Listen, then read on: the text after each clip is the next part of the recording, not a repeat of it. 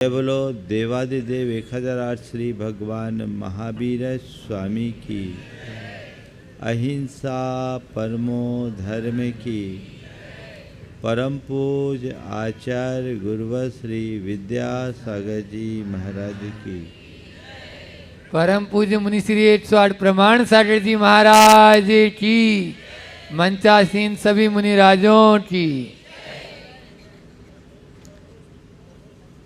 एक बार एक बड़ी कंपनी के मालिक ने अपने बोर्ड ऑफ डायरेक्टर में एक बात रखी कि वह सब उपाय बताओ जिससे हमारी कंपनी फेल हो जाए। सब के सब आश्चर्यचकित।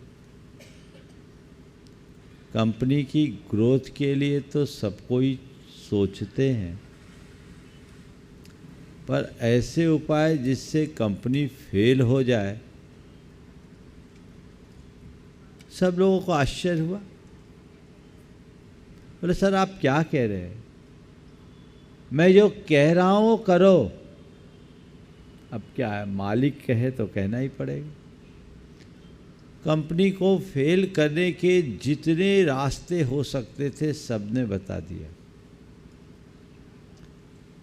जब सब चीज़ें नोट हो गई, उन्होंने ध्यान से पढ़ा और कहा बस हमें कुछ नहीं करना, अपनी कंपनी को इन बातों से बचा के रखना है।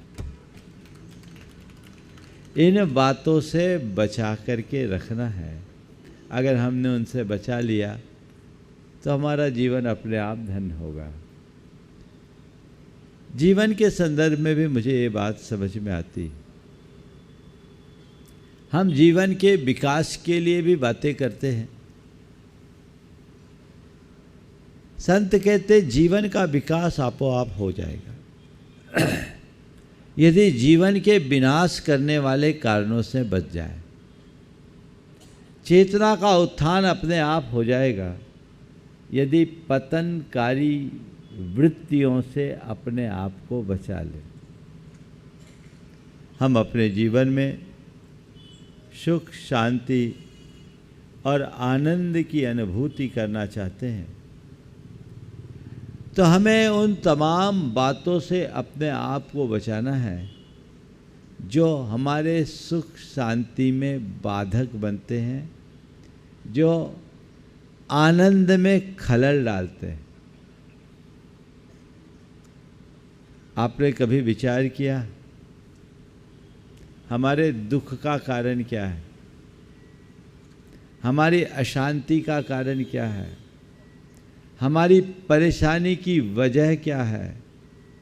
हमारी उलझन का सबब क्या है? कभी विचार किया? यदि इन पर विचार नहीं करते तो कभी हम अपने जीवन में सुख शांति को प्रकट नहीं कर सकते। और इन पर विचार करके यदि उनका निवारण कर ले तो हमारे जीवन में कभी अशांति नहीं आ सकती। मेरे देखे 4 बातों से बचना बहुत जरूरी है। वो है क्रोध। सबसे पहला क्या है? क्रोध, आवेश। दूसरा अहम। तीसरा आसक्ति। आवेश, अहम, आसक्ति और आग्रह, ये 4 ऐसी दुर्बलताएं हैं जो हमारे जीवन को दुखी बनाती है। बोलो सही है कि नहीं? क्रोध में आज तक कभी किसी को सुख मिला? बोलो हाँ, क्या मिला? अब तक का अनुभव क्या बताता है? आवेश का, क्रोध का अनुभव क्या है? अच्छा है कि बुरा? सब बोलो, थोड़ा जोर से बोलो। बुरा है ना? अब तक का अनुभव बुरा है, फिर आवेश में आते क्यों, फिर गुस्सा करते क्यों? बोलो, क्या कारण है? हाँ, मानव स्वभाव है। अगर क्रोध मानव स्वभाव है तब तो फिर क्रोध से मुक्ति कभी होगी ही नहीं। दरअसल क्रोध हमारा स्वभाव नहीं, हमने उसे अपना स्वभाव बना लिया है, वो है तो विभाव। काश हम अपने स्वभाव को पहचाने। यदि क्रोध हमारा स्वभाव होता तो 24 घंटे हमें क्रोध में रहना चाहिए। रहते हो? हाँ, क्या होता है जब गुस्सा आता है, उसके बाद जब ठंडा हो जाता है तो क्या कहते हो? हाँ, गलत हो गया, क्या करूं, सामने वाले ने दिमाग खराब कर दिया या मेरा दिमाग खराब हो गया। तो खराबी स्वभाव है या अच्छा ही स्वभाव है? बोलो। क्रोध यदि हमारा स्वभाव होता तो हम 24 घंटे क्रोध में होते, लेकिन क्रोध में रहने वाला व्यक्ति भी चाहता है बेकार में क्रोध कर लिया, व्यर्थ में गुस्सा आ गया, सामने वाले ने गुस्सा दिला दिया। क्रोध करने के बाद भी क्रोध वांछनीय थोड़ी है। हर कोई शांति से रहना चाहता है।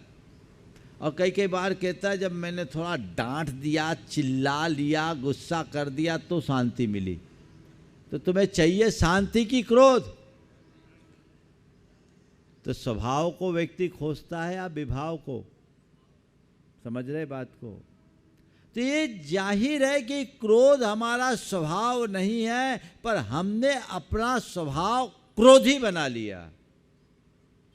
इस सभा में शायद ही कोई ऐसा व्यक्ति होगा जिसे जीवन में कभी क्रोध ना आया हो। है क्या? चिंता मत करना, हम भी उसमें शामिल हैं। ऐसा कोई व्यक्ति नहीं जिसे जीवन में कभी क्रोध ना आया हो अथवा किसी के क्रोध का शिकार न बना हो। किसी न किसी रूप में कहीं न कहीं से क्रोध से व्यक्ति प्रभावित होता ही है। और आप लोग चाहते भी हैं कि क्रोध से बच जाएं, क्रोध से मुक्ति मिल जाए। चाहते हो कि नहीं चाहते हो? चाहते हो ना? आज 4 बातें क्रोध के संदर्भ में मैं आप सबसे करूंगा, और यदि इन्हें आप आत्मसात कर ले तो मान करके चलिएगा क्रोध से मुक्ति मिल जाएगी। सबसे पहले अपने अंदर ये देखिए कि हमारे लिए गुस्सा कब आता है। कभी कभार आता है कि हमेशा आता है। दूसरी बात, अपने क्रोध की क्वालिटी को पहले देखिए। कब आता है? कभी कभार आता है कि हमेशा आता है? कारण पड़ने पर आता है, बिना कारण आता है? आने पर देर तक टिका रहता है या जल्दी खत्म होता है? और क्रोध के बाद पश्चाताप होता है या खुशी? 4 है ना? 4 स्टेज है।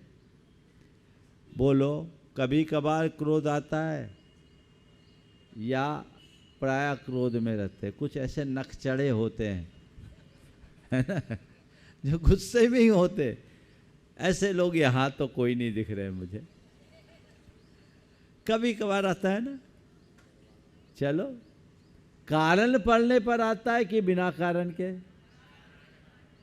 चलो, कारण पड़ने पर गुस्सा आता है तो कारण का अभाव होने पर उसका निवारण होता है कि नहीं? चाय में शक्कर कम पड़ी, पत्नी ने आपको चाय दिया, शक्कर कम पड़ने से गुस्सा आया। अगर पत्नी शक्कर डाल दे तो गुस्सा ठंडा होता है कि नहीं? ये बताओ। बोलो। उस समय तो और गुस्सा आ जाता है। अच्छा, ये अपना अनुभव बता रहे हैं कि उनके सामने तो ये भी प्रतिक्रिया नहीं कर सकते। अब ये जो बलजोर हो जाए। कारण पढ़ने पर आता है कि बिना कारण के आता, ये देखना है हमें। कुछ लोग हैं जिनको कारण पढ़ने पर गुस्सा आता है और कारण पूर्ण होने के बाद गुस्सा ठंडा हो जाता है, पर कुछ लोग, बल्कि ज़्यादातर लोग, बिना कारण के ही गुस्सा करते हैं, बेवजह गुस्सा। कुछ का गुस्सा दीर्घ काल तक टिका रहता है और कुछ का गुस्सा आया क्षणिक होता है, शांत हो जाता है। और कुछ लोग अपने गुस्से पर गरूर करते हैं और कुछ लोग हैं जिन्हें अपने गुस्से पर ग्लानि होती है, बाद में पश्चाताप, अरे खामोखा गुस्सा कर लिया, मुझे नहीं करना चाहिए। और इससे प्रेरित होकर सामने वाले से क्षमा भी मांग लेते हैं, भैया माफ़ करना, उस समय मुझे थोड़ा सा होश नहीं था, गुस्सा आ गया, तेजी में मैंने बोल दिया, मेरा ऐसा भाव नहीं था, तुम्हारे मन को आघात पहुंचा, मुझे क्षमा कर देना। ये परिणतियाँ होती कि नहीं होती? इन चारों प्रकार के क्रोध को अगर हम देखें, क्वचित कदाचित क्रोध आने वाले का क्रोध नियंत्रित किया जा सकता है, पर जो लोग 24 घंटे क्रोध में रहते हैं या अक्सर क्रोध में रहते हैं, क्रोध को जो अपना स्वभाव बना लेते हैं, उनके क्रोध पर नियंत्रण थोड़ा कठिन है।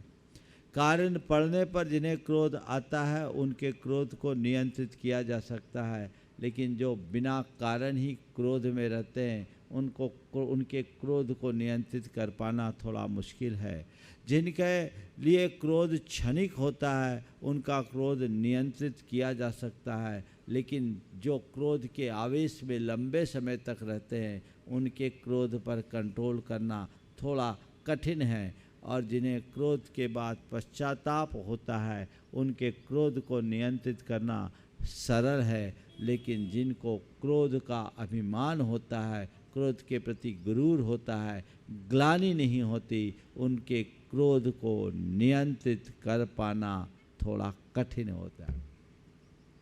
अब हम पहले चरण वाले को लें, फिर बाद वाले को लें, होगा दोनों नियंत्रित, चिंता करने की ज़रूरत नहीं है। यदि आगे जो बातें मैं आप सबसे करने जा रहा हूँ उनको ध्यान में रखें तो आपके मन में क्रोध नहीं आएगा। जिन भी वजह से क्रोध आता है, कारण पड़ने पर क्रोध आता है, तो उसमें सबसे पहला कारण असमग्रता का चिंतन, असमग्र चिंतन। गुस्सा कब आता है? जब हम कुछ सोचते हैं वो नहीं होता, हमारे एंगल से नहीं होता। हमने किसी से कुछ कहा, उसने नहीं किया, हमने जो चाहा वह नहीं हुआ, हमारी अपेक्षाओं की पूर्ति नहीं हुई। आप लोग भुन-भुना जाते हो, भुन-भुनाते हो लेकिन कोई ज़रूरी नहीं कि हमने सामने वाले से जो अपेक्षा रखी उसने नहीं किया। कई बार परिस्थितियाँ ऐसी बन जाती है कि वो चाह करके भी नहीं कर पाता। अभी हो सकता है कुछ लोगों को संचालक महोदय पर गुस्सा आ रहा होगा कि हमें श्रीफल के लिए नहीं बुलाया। क्या नाम भाई तुम्हारा? गिरीश। संचालन कर रहे हैं, आप लोगों को बुलाना होगा, आपने उनसे कह भी दिया होगा, उन्होंने आपको आश्वस्त भी कर दिया होगा कि बुलाएंगे। अब बुलाया नहीं, गुस्सा तो आया होगा। और फिर जिसको बुलाया उस ऐसे को बुला लिया जिनसे आपकी पटती नहीं थी, उनको तो बुला लिया, पर आपको नहीं बुलाया। अब गुस्सा आ रहा है, आ रहा है। आप अपने एंगल से देखोगे तो लगेगा कि हाँ, इसने जानबूझ करके मुझे इग्नोर किया और आपने अपने आप को इग्नोर फील कर लिया। पर बताओ भाई, इन्होंने आपको नहीं बुलाया या नहीं बुला पाए? बोलो पटनी जी भाई, बुलाया नहीं या बुला नहीं पाए? हाँ, बुला नहीं पाए। क्यों? हाई कमान का निर्देश आ गया कि भैया बाकी फॉर्मेलिटी प्रवचन के बाद करना। अब आप ये चीज समझ गए कि नहीं, वो बुलाना चाहता था, बुला नहीं पाए, आपको रंच मात्र गुस्सा नहीं, लेकिन आपके मन में ओम, इधर आपके मन में ये बात अगर बैठ गई कि उसने मुझे नहीं बुलाया, स्वाभाविक रूप से गुस्सा आएगा। कई बार जीवन में ऐसा होता है कि सामने वाले से आपने जो भाव रखा वो उसकी पूर्ति करना भी चाहता था, लेकिन किसी वजह से कर नहीं पाया, आपने उस एंगल से देखा नहीं और अपनी धारणा बना ली, गुस्सा कर लिए, हो गया। होता है, किसी को कोई आदेश आपने दिया, तुमने ये क्यों नहीं किया, सीधे चार्ज लगा दिए, आपको गुस्सा आ गया, हुआ। पर अक्सर ऐसा होता है कि सामने वाला करना चाहता है पर कर नहीं पाता है, अकारण आपने गुस्सा कर लिया, क्योंकि उस दृष्टि से आपने सोचा ही नहीं। मनुष्य की एक दुर्बलता है, वो हर बात को केवल अपने नजरिए से देखने की कोशिश करता है, सामने वाले की दृष्टि से देखने का प्रयास नहीं करता।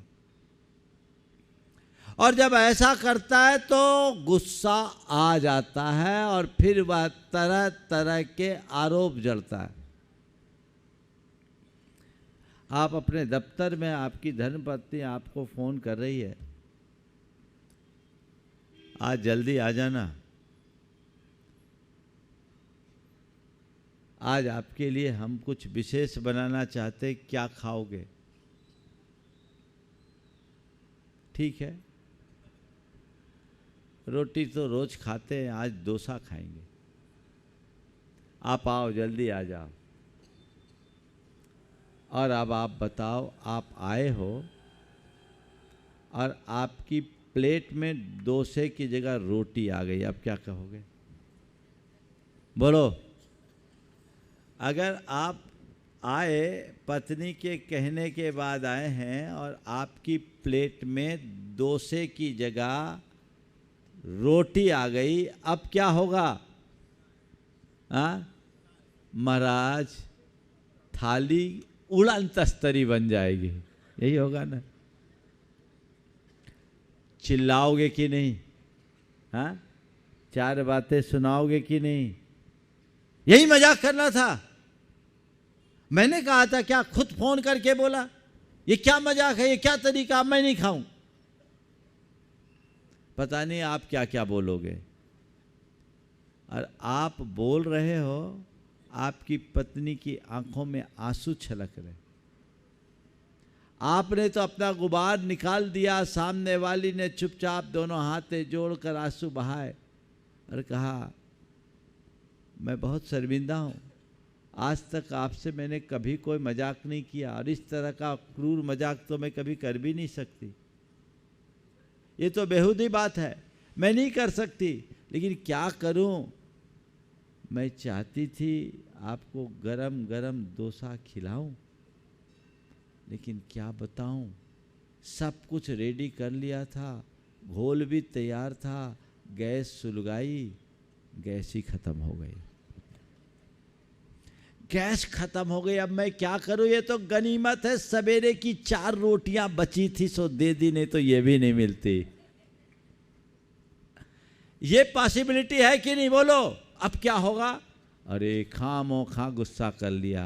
ध्यान रखना, गुस्सा खामो खा ही होता है, इसलिए आज से सूत्र बना लो, कोई डोसा की कह के रोटी परोसे तो समझना गैस कम हो गई होगी। इतना ही तो करना है, इतना ही करना है ना। दूसरी संभावना को सामने रखते ही क्रोध खत्म हो जाता है। वो संभावना अपने अंदर विकसित करनी चाहिए, वो दृष्टिकोण बनाना चाहिए। हम सामने वाले के दृष्टिकोण को कभी समझ नहीं पाते, समझने की कोशिश नहीं करते। हमारा ये असमग्र चिंतन हमें आवेश से भर देता है। सबका अनुभव है, चाहे घर परिवार की बात हो या जीवन व्यवहार की बात हो, सास बहू हो, पिता पुत्र हो, पति पत्नी हो, भाई भाई हो, अड़ोसी पड़ोसी हो, मित्र हो, परिचित हो, परिजन हो, कोई भी हो, ये असमग्र चिंतन हमें आवेश से भरता है। इसलिए एक संकल्प लीजिए चिंतन को समग्र बनाने का, समग्रता से सोचने का। किया नहीं, ये आरोप की भाषा है, इससे आवेश आता है। कर नहीं पाया, ये समग्रता की सोच है, इससे शांति मिलती है। आज से आप ऐसा करेंगे? बोलो हाँ। एक अभ्यास कर लो और आप कुछ मत करो। आज एक संकल्प लो और 8 दिन तक ये प्रैक्टिस करो। आप पाएंगे आपका क्रोध के अगर 10 मौके हैं तो 5 मौके खत्म। अगर आप दिन भर में 10 बार क्रोध करते हो गए ना तो 5 बार खत्म, यानी 50% क्रोध केवल एक बात से खत्म हो जाएगा। आप लोग करेंगे? कब से कब तक? 8 दिन करके देखो। नहीं तो महाराज हम लोग तो सब कुछ करते हैं, लेकिन कब तक? जब तक आपके पास रहते, उसके बाद सब हवा। ये नहीं, दृष्टिकोण बदलना है, समग्रता का चिंतन लाना। ध्यान रखने की बात है, क्रोध एक नकारात्मक आवेग है जो हमारे मनोगत है, तो इसका निवारण भी हमें अपने मन से ही करना होगा। यदि हम अपनी धारा को नहीं मोड़ते तो इससे बच नहीं सकते। बदलिए। दूसरी बात, हमारे अंदर जब भी क्रोध आता है वो नकारात्मकता के कारण आता है। हमारी सोच नकारात्मक होगी, क्रोध होगा, और यदि हम सकारात्मकता से देखना शुरू कर देंगे तो क्रोध दूर हो जाएगा। सकारात्मक सोचिए। हर घटना को, हर प्रसंग को, हर परिस्थिति को यदि सकारात्मक दृष्टि से देखना शुरू कर दें तो क्रोध शांत हो सकता है। आएगा ही नहीं, क्रोध में बोध हो जाएगा। किसी ने कुछ किया, उसको सकारात्मक नजरिए से देखना शुरू कर दो, क्रोध कम होगा। चाय में अगर शक्कर नहीं मिल रही तो ये सोचिए ना कि शायद मेरी पत्नी मेरे सेहत का ख्याल रख करके ऐसा कर रही। सब्जी में यदि नमक की कमी है तो ये सोच लीजिए कि शायद मेरी पत्नी को ऐसा आभास हो गया होगा कि मेरा बीपी बढ़ रहा है। इसको ठंडा करने के लिए किया जा रहा है। और बताओ भाई, क्रोध में तो आदमी का बीपी बढ़ ही जाता है, तो उसको घटा के रखो।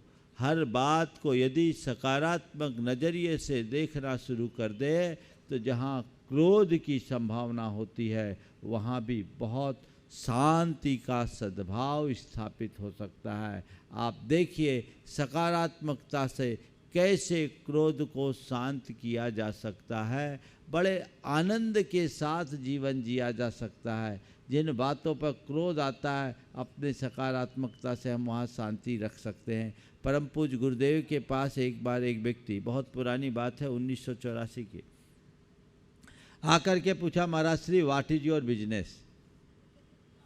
अब बोलो।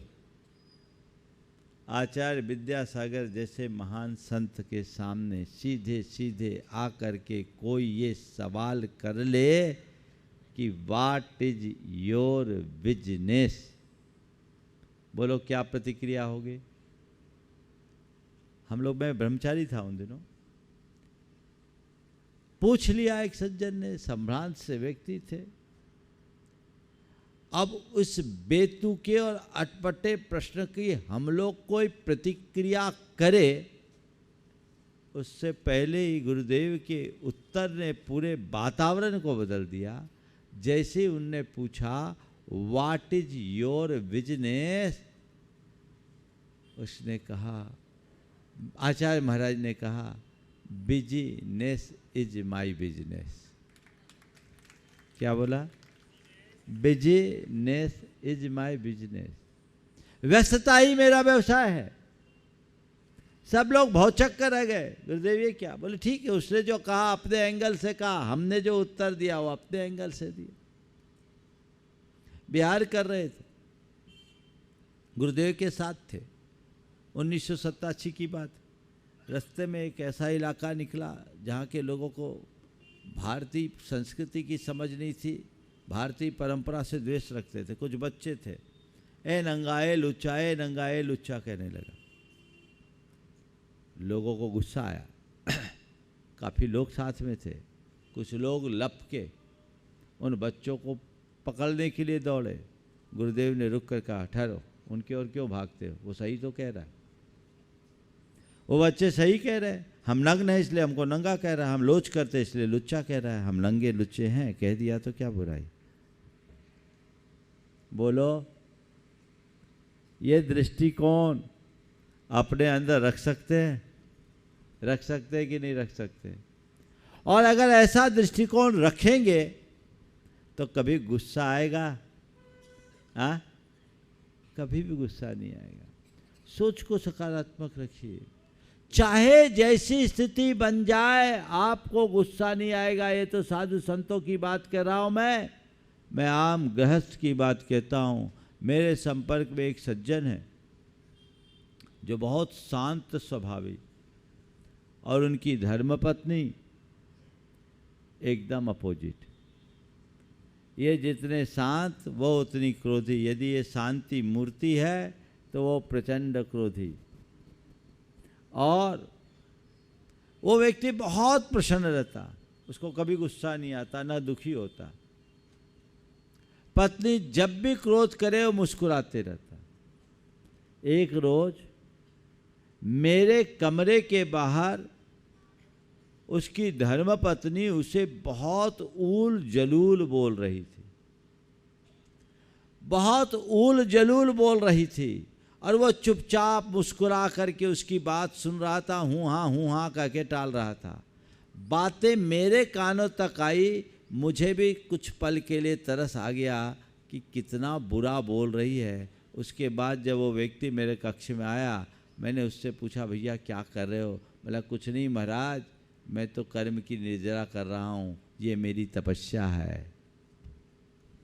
मैं कर्म की निर्जरा कर रहा हूँ, ये मेरी तपस्या है महाराज। मैं आपकी तरह निकलना चाहता था, घर वालों के चक्कर में पड़ कर के मैं बंध गया, मेरा इससे विवाह हो गया। पर मैं सोचता हूँ शायद मेरी पत्नी मेरी तपस्या का निमित्त बन कर के आई है। मैं वो बोलती है, मैं चुपचाप सुनता हूँ। आप लोगों से यही सीखा है, जो सहन करता है वही समर्थ बनता है। ये मेरी निर्जरा का निमित्त है महाराज। वो गुस्सा करती है, मैं शांत होता हूँ। प्रतिकूलता को सहना ही हमारा धर्म है, मैं सह रहा हूँ। ये गृहस्थ की क्षमता का उत्कृष्ट उदाहरण है। दूसरा होता तो चीखा चिल्ली की प्रतिक्रिया भी चीखा चिल्ली से देता, अथवा ज़्यादा होता तो पिंड छुटाने के लिए कोई वकील से संपर्क करता। यही होता ना। यदि चीज़ों को सकारात्मक नज़रिए से देखना शुरू कर दीजिएगा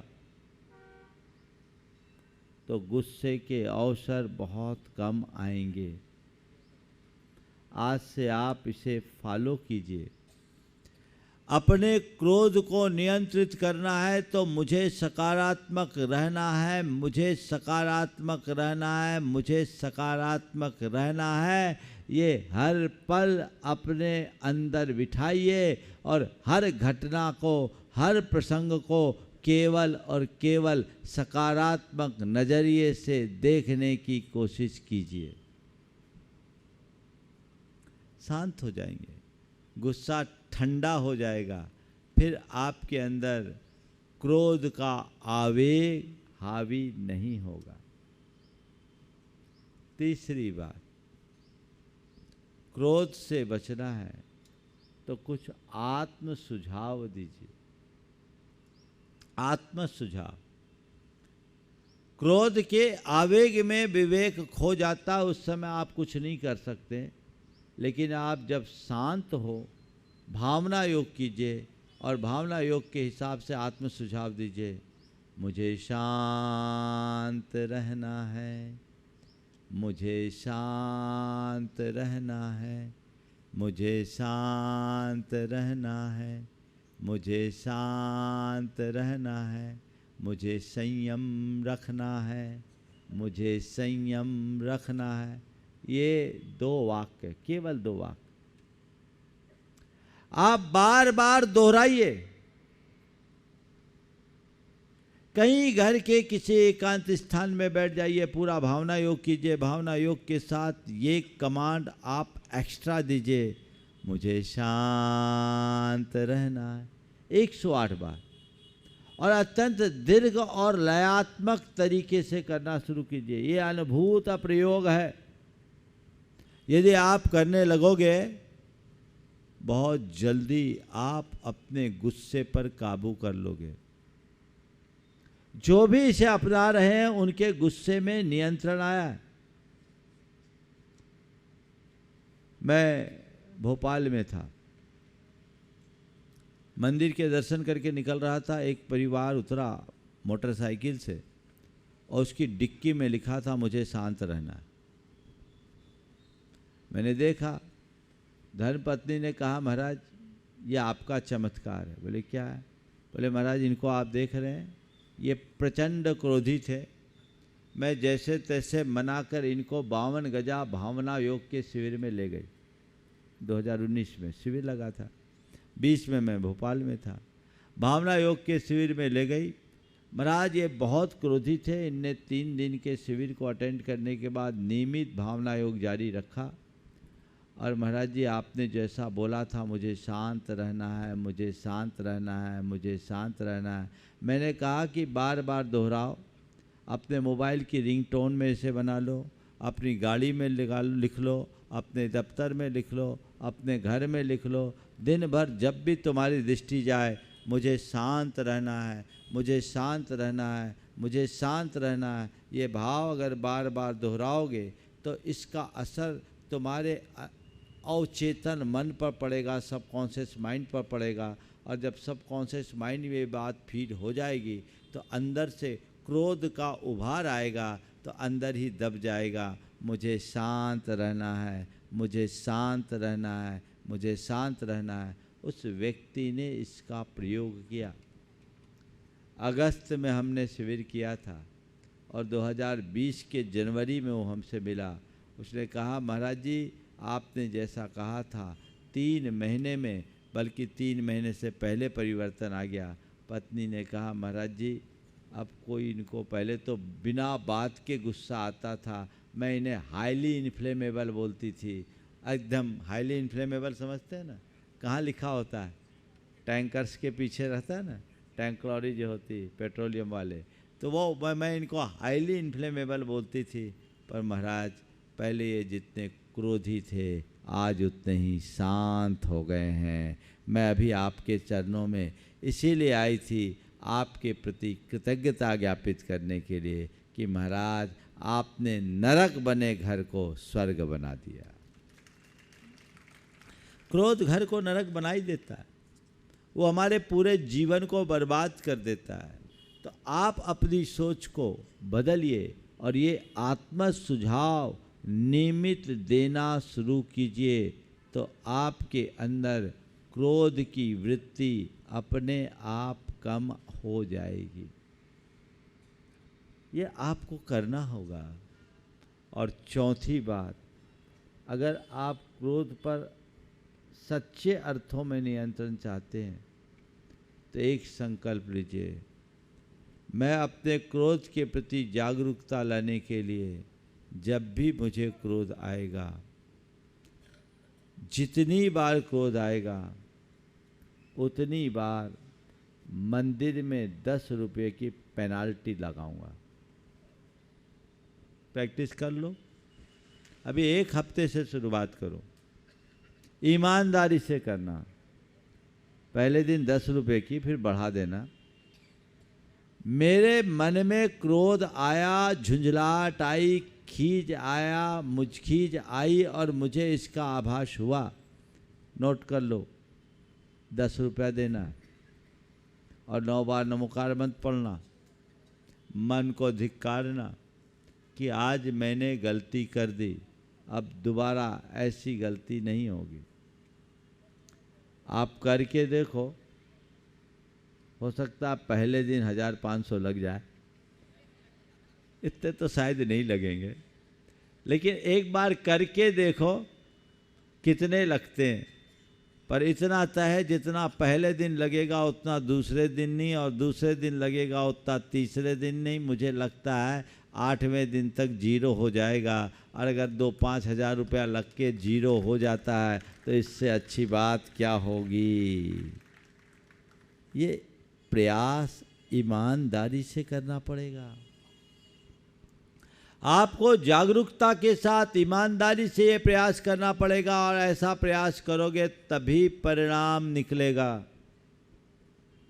आप इसके लिए राजी हैं? बोलिए। कोई बहुत बड़ी लंबी चौड़ी बातें नहीं की मैंने, सब प्रैक्टिकल बात है। समग्रता से सोचना है, सकारात्मक दृष्टि अपने मन में रखना है, आत्म सुझाव नियमित रखना है और कर देना है, और हमें जब भी गुस्सा आए अपने आप को पेनाल्टी के लिए तैयार रखना है। इतना ही तो करना है, फिर कभी गड़बड़ नहीं होगा।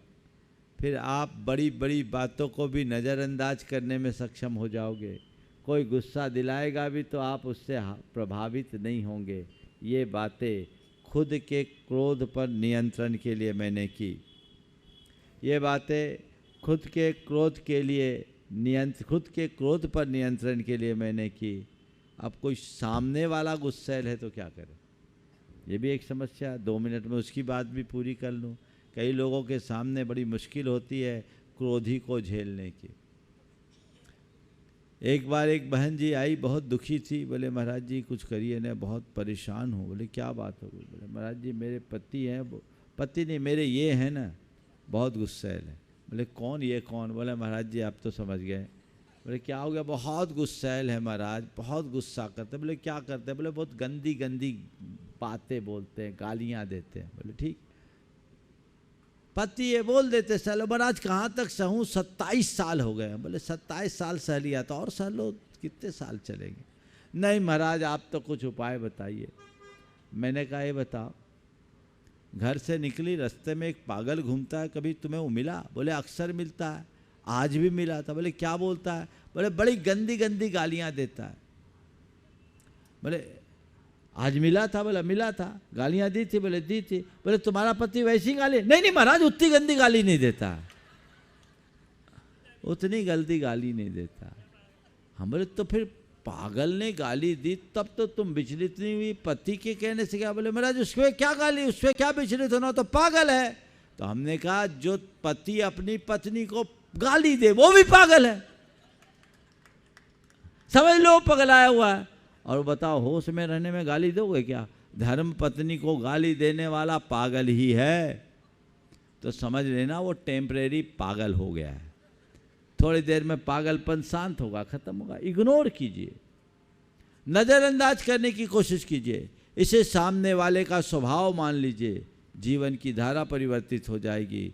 आप अगर हंसकर टालने की आदत रख ले, नज़रअंदाज करने की क्षमता अपने भीतर विकसित कर ले, सामने वाले की बात को उसका स्वभाव मान ले, तो आप पर कभी क्रोध हावी नहीं होगा।